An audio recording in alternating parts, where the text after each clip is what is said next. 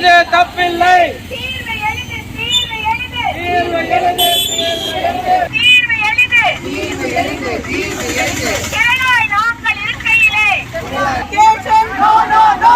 Sterilization, yes, yes, yes. Sterilization, yes, yes, yes. Say dogs, no, no. என் பேர் அம்பிகா தேவி.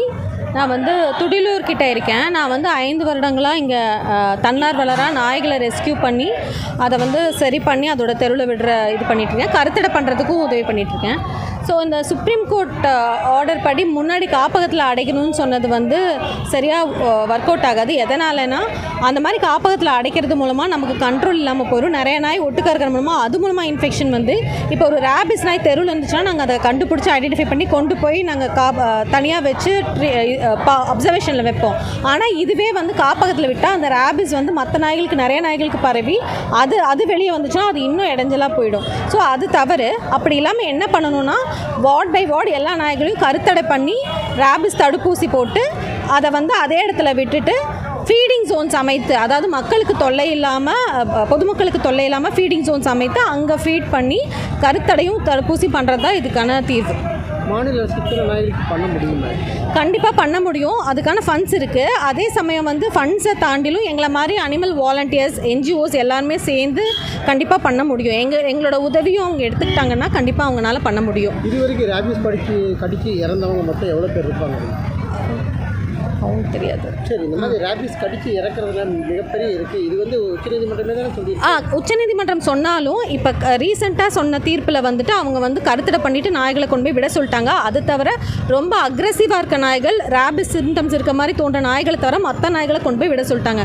Rabies நோய் எல்லா நாய்களுக்கும் கிடையாது. ஒரு 80-90% டாக்ஸ் நல்ல டாக்ஸாக தான் இருக்க பட்சத்தில் ரேபிஸ் அக்ரெசிவாக இருக்க டாக்ஸை மட்டும் ஐடென்டிஃபை பண்ணி அதை மட்டும் ஷெல்டரில் வைக்கிறது கரெக்டான விஷயம். எல்லா நாயும் நீங்கள் கொண்டு போய் வச்சிட்டிங்கன்னா இது ஒரு எண்ணத்தையே அழிக்கிற மாதிரி ஆயிரும். அப்படி இருக்கக்கூடாது. இப்போ ஒரு ரோட்டில் ஆக்சிடென்ட் நடந்துச்சுன்னா அதுக்கான ரூல்ஸ் நம்ம ஃப்ரேம் பண்ணி எப்படி நடக்காமல் இருக்கணும்னு பார்க்குறோம். அந்த மாதிரி இது என்ன சொல்யூஷன்னா அதை கருத்தடை ப்ராப்பராக பண்ணி ரேபிஸ் தடுப்பூசி ப்ராப்பராக போடுறது தான் இதுக்கான சொல்யூஷன். ராட்வீலர் ரொம்ப பெருமைக்காக வளர்த்துறவங்க நிறைய பேர் இருக்கிறாங்க. அதனால் பயங்கர பிரச்சனையில ஆகுது. சார், நாங்கள் தெருநாய்களை ரெஸ்கியூ பண்ணுறவங்க சார். ப்ரீட் டாக்ஸ் எடுத்துக்கிட்டிங்கன்னா அதுக்கான ரூல்ஸ் ப்ராப்பராக கொண்டு வரணுங்க சார். ப்ரீட் டாக்ஸ் ஒருத்தங்க காசு கொடுத்து வாங்குறாங்கன்னா அது ப்ராப்பராக லைசன்ஸோடு அது மாதிரி இருக்கணும். அதை ஆர்கனைஸ் பண்ணுறது, அதை ஒருங்கிணைக்கிறதுக்கு கவர்மெண்ட் தனி ரூல்ஸ் கொண்டு வரணும். நிறைய ப்ரீட் டாக்ஸை வளர்த்த முடியாமல் அபாண்டன் பண்ணி ரோட்டில் விடுறதையும் நாங்கள் தான் எடுத்து ரெஸ்கியூ பண்ணி வச்சு பார்த்துட்ருக்கோம். ஸோ அதுக்கு ப்ராப்பர் ரூல்ஸ் கொண்டு வரணும் சார் ப்ரீட் டாக்ஸுக்கு.